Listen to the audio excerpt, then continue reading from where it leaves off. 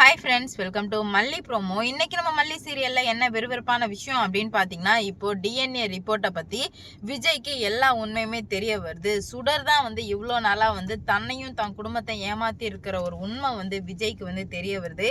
இதனால விஜய் மிகப்பெரிய ஒரு முடிவு எடுக்கிறாரு. என்ன நடந்துச்சு, என்ன நடக்க போகுது அப்படின்னு சொல்லிட்டு தாங்க இந்த வீடியோவில் நம்ம பார்க்க போகிறோம். இப்போ கதிரேசன் ரொம்பவே ஆர்வலாக இருந்துட்டு இருக்காரு. பிளட் டெஸ்ட் வேற கொடுத்தோம், என்ன ஆச்சுன்னு தெரியலையா அப்படின்ற மாதிரி அவர் ஒரு பக்கம் ஏங்கிட்டு இருக்காரு. இங்க மனோகரன் எப்படியாச்சும் கல்யாணத்துக்கு முன்னாடியே இந்த ரிப்போர்ட்லாம் காமிச்சு விஜய்க்கும் மல்லிக்கும் நல்ல ஒரு வாழ்க்கை ஏற்படுத்தி கொடுக்கணும்னு சொல்லிட்டு அவரு ஒரு பக்கம் போராடிட்டு இருக்காரு. அந்த சமயத்துல தான் என்ன நடக்குது அப்படின்னு பாத்தீங்கன்னா, டேட் தள்ளி போயிட்டே இருக்கு. என்னடா இது தள்ளி போயிட்டே இருக்கு, இப்படியே போனா சரி வராது சொல்லிட்டு அவரே போயிட்டு ரிப்போர்ட் வாங்குற இடத்துல படுத்து தூங்கி ரிப்போர்ட்டை வாங்கி ரொம்ப கஷ்டப்பட்டு மிஷின்லாம் வேலை ஆயிடுச்சு. மனோகரனை எல்லா வேலையுமே பார்த்து அவரே எடுத்துட்டு வர்றாரு. ரிப்போர்ட்டை எடுத்துட்டு கொடுத்தா மனோகரன் அவ்வளோ ஹாப்பியா இருக்காரு. என்னன்னா இப்போ ரிப்போர்ட் இவங்களுக்கு சாதகமாக தான் இருக்கு. அதாவது உண்மையை சொல்லியிருக்கு ரிப்போர்ட்டு. கதிரேசனுக்கும் சுடருக்கும் எந்த ஒரு டிஎன்ஏ தொடர்புமே கிடையாது. அப்போ ரெண்டு பேருமே அப்பா மகள் கிடையாது அப்படின்ற ஒரு உண்மை தெரிஞ்சதுமே மனோகரன் சந்தோஷத்துல தாங்க முடியாம குதிக்கிறாரு. உடனே விஜய்க்கு போன் போட்டு, மாப்பிள்ள எங்க இருக்க அப்படின்ற மாதிரி கேக்குறாரு. என்னாச்சு மாமா, எதுக்காக இப்ப எங்க இருக்கன்னு கேக்குறீங்க, சொல்லுங்க அப்படின்ற மாதிரி சொல்ல, இல்ல ஒரு முக்கியமான விஷயம், அதை உங்ககிட்ட நான் பேசி ஆகணும் மாப்பிள்ள அப்படின்ற மாதிரி சொல்லவுமே, இல்ல நான் கொஞ்சம் வெளியில இருக்கேன் அப்படின்ற மாதிரி சொல்றாங்க. என்ன வேலையா இருந்தாலும் உடனே நீ விட்டுட்டு வீட்டுக்கு வா அப்படின்ற மாதிரி சொல்லவும், அப்படி என்ன தலை போற காரியம் சொல்லு மாமா அப்படின்ற மாதிரி சொல்றாங்க. இல்ல மாப்பிள்ள இதெல்லாம் போன்ல சொல்ல முடியாது, நேர்ல தான் சொல்லணும், நீ உடனடியா வா, அப்படியே வரும்போது உன் மாமனார் கதிரேசனையும் கூட்டு வந்துரு அப்படின்ற மாதிரி சொல்லவுமே, இப்ப எதுக்கு நீ அவரெல்லாம் கூப்பிடுற, என்னன்னு சொல்லவும் மாட்டேங்கிற, என்னதான் மாமா பிரச்சனை அப்படின்ற மாதிரி கேட்கவுமே, அட வா மாப்பிள்ள நான் தான் சொல்றேன்ல அப்படின்ற மாதிரி சொல்றாங்க. உடனே சரி நான் வர்றேன் அப்படின்ற மாதிரி சொல்லிடுறாரு விஜய்.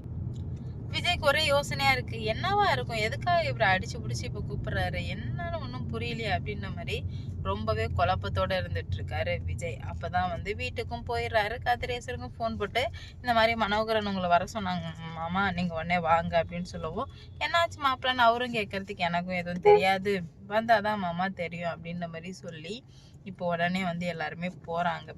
வீட்டுக்கு போனாங்கன்னா கால் மேல காலை போட்டு மனோகரன் கையில ரிப்போர்ட்டோட உட்காந்துட்டு இருக்காரு. அப்பதான் எதுக்காக வர சொன்னீங்க அப்படின்ற மாதிரி கேட்கவும், என்னாச்சு, எனக்கு ஒருவேளை சுகர் பிபி இதுக்குன்னு இருக்கா, அதனாலதான் இந்த மாதிரி உடனே வர சொன்னீங்களா அப்படின்ற மாதிரி கதிரேசன் ரொம்ப தப்பா புரிஞ்சுக்கிறாரு. சேச்சே, பிபி சுகர்லாம் இருந்தா நான் எங்க இவ்வளவு சந்தோஷப்பட போறேன் அப்படின்ற மாதிரி சொல்ல, இப்ப என்னதான் மாமா இப்ப எதுக்காக வர சொன்னீங்க சொல்லுங்க அப்படின்ற மாதிரி கேட்கவுமே பதிலே சொல்ல முடியல அவங்களால. நான் சொல்றத நீங்க ஏத்துக்கிட்டு தான் ஆகணும், இல்ல ஏத்துக்க முடியாது அப்படின்னு சொன்னீங்கன்னா அது உங்களோட முட்டாள்தனம் அப்படின்ற மாதிரி சொல்லிடுறாங்க. என்னன்னு சொல்ல போறீங்கன்னு சொல்லும் போது, இந்த மாதிரி இந்த கல்யாணம் நடக்கக்கூடாதுன்னு சொல்லவுமே கதிரேசனுக்கு கோவம் வந்துடுது. என்ன நடக்கக்கூடாதுன்னா புரியலையே, என்ன விளையாட்டு கட்டுறீங்களா நீங்க அப்படின்ற மாதிரி கேக்குறாங்க. அப்பதான் சொல்றாங்க, இல்லை நான் ஒன்றும் விளையாடல, உண்மையாக தான் சொல்கிறேன் அப்படின்னு சொல்லிட்டு, ஏன்னா கதிரேசன் கிட்ட சொல்கிறாரு, ஏன்னா அது உங்கள் மக சுடரே ரேணுகாவே கிடையாது, அவ சுடர். இதை தானே நான் தலைப்பாட்டுக்கு அடிச்சுக்கிட்டேன், கேட்டிங்களா, இப்போ பாருங்க நிரூபிச்சு உங்ககிட்ட நிற்க வேண்டியதாக இருக்குன்னு சொல்லுவோம். என்ன நிரூபிச்சிங்க சொல்லுங்க அப்படின்ற மாதிரி கேட்க, இந்தாங்க இதை பாருங்க அப்படின்ற மாதிரி காட்டுறாங்க. அதில் பார்த்தா தாங்க தெரியுது, இந்த மாதிரி மனோகரனுக்கும் இதுக்கும் சம்மந்தமே இல்லை அப்படின்ற மாதிரி சொல்லுவோமே, என்ன சம்மந்தமே இல்லை, இது என்ன ரிப்போர்ட் அப்படின்ற மாதிரி விஜய் கேட்கறதுக்கு, டிஎன்ஏ ரிப்போர்ட்டு அப்படின்ற மாதிரி சொல்லிடுறாங்க. டிஎன்ஏ ரிப்போர்ட்டா, டிஎன்ஏவை எப்போ நீங்கள் எடுத்தீங்க அப்படின்ற மாதிரி நிறைய கேள்வி கேட்குறாரு விஜய். மாப்பிள்ள நான் சொல்கிறது கொஞ்சம் பொறுமையாக கேளு, இதை நாங்கள் பிளான் போட்டு தான் நான் தான் பண்ணேன், ஆனால் இப்போ சக்ஸஸ் ஆயிடுச்சு அப்படின்னு சொல்லிட்டு ரிப்போர்ட்டை வாங்கி பார்த்தா கதிரேசன் டிஎன்ஏ வேற, சுடர் டிஎன்ஏ வேற. ஷாக்கு, பயங்கர ஷாக்கு, தூக்கி வாரி போட்டுருது. அது விஜயால இதை ஏத்துக்கவே முடியல. இல்ல இல்ல இல்ல அப்படின்ற மாதிரி சொல்றாங்க. நீங்க எத்தனை வாட்டி இல்லைன்னு சொன்னாலும் அதுதான் உண்மை, இதை நீங்க நம்பிதான் ஆகணும் அப்படின்ற மாதிரி சொல்லிடுறாங்க. என்னதான் உங்களுக்கு பிரச்சனை, ஏன்னா இந்த மாதிரிலாம் பண்ணிட்டு இருக்கீங்க அப்படின்ற மாதிரி கேட்கவுமே அவங்களால பதிலே சொல்ல முடியல. ரொம்பவுமே குழப்பம் ஆயிடுறாங்க. அப்பதான் நம்ம விஜய் சொல்றாங்க, எனக்கு தலையே சுத்துது, எனக்கு நெஞ்செல்லாம் வலிக்கிற மாதிரி இருக்கு, என்னமாமா இதெல்லாம் அப்படின்ற மாதிரி கேட்க, அதுக்கு தான் மாப்பிள்ள முன்னால இருந்து நாங்க சொல்லிட்டு இருந்தோம், நீ நம்பல, இப்ப பாரு நிரூபிக்க வேண்டியதா ஆயிடுச்சு அப்படின்னு சொல்லிட்டு. உடனே கதிரேசனுக்கு ஹார்ட் அட்டாக்கே வந்துடுச்சு.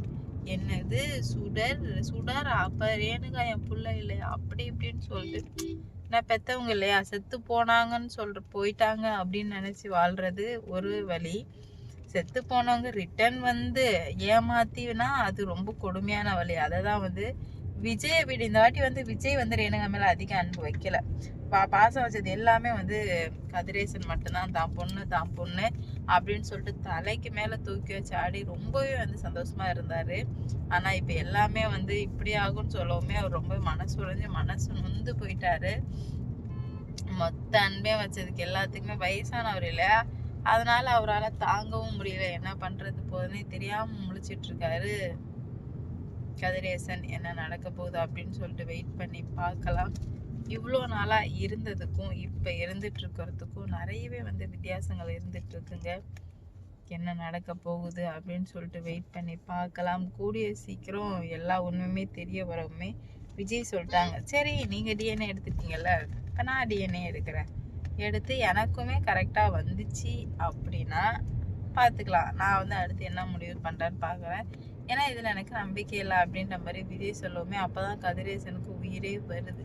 மாப்பிள்ள நீங்கள் சொல்கிறது உண்மைதானா மாப்பிள்ள, அப்போ நம்ம இது பண்ண போகிறோமான்னு கேட்க, ஆமாம் மாமா, ஏன்னா வந்து யாரையுமே நம்ப முடியாது, நம்மளே இதில் இறங்கி பண்ணுவோம் அப்படின்னு சொல்லிட்டு பண்ண ஆரம்பிக்கிறாங்க.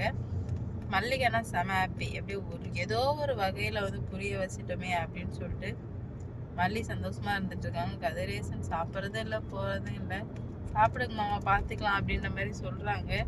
எப்படி சாப்பிட சொல்கிறீங்க நீங்கள் மனசாட்சியோட அப்படின்ற மாதிரி கேட்குறாங்க. ஏன்னா இவ்வளோ நாளாக இருந்தது இப்போ வந்துட்டு என் பொண்ணு இல்லை அப்படின்ற மாதிரி சொன்னால் மனசு ரொம்ப கஷ்டமாக இருக்குது. அதுக்கு செத்து போனவளாகவே இருந்திருக்கலாம். மறுபடியும் வந்து இவ்வளோ பண்ணி இது எல்லாத்தையும் பண்ணி இப்போ என் பிள்ளை இல்லைன்னு சொல்லும்போது அது என்னால் தாங்கவே முடியலை, எனக்கு ரொம்ப கஷ்டமாக இருக்குது அப்படின்ற மாதிரி சொல்கிறாங்க. கஷ்டமாக இருந்தாலும் இதை ஏற்றுக்கிட்டு தானே ஆகணும் அப்படின்ற மாதிரி ரொம்பவே வந்து சூப்பராக பேசினார் விஜய். இவ்வளோ மோசமாகுன்னு எதிர்பார்க்கவே இல்லை. இவ்வளோ மோசமான பின்னாடியும் நான் எதுக்காக உயிரோட வாழணும் அப்படின்ற மாதிரி கணக்கு கொண்டு வர்றாங்க. பார்ப்போம் என்ன நடக்க போகுது, எந்த மாதிரிலாம் வந்து கொண்டு வர போகிறாங்கன்னு சொல்லிட்டு பார்க்கலாம். இந்த வீடியோ பிடிக்கும்னு நினைக்கிறேன். பிடிச்சிருந்தா லைக் பண்ணுங்க, ஷேர் பண்ணுங்க, மறக்காம சப்ஸ்கிரைப் பண்ணிக்கோங்க. அப்போதான் ஒரு வீடியோ நோட்டிஃபிகேஷனாக வரும்.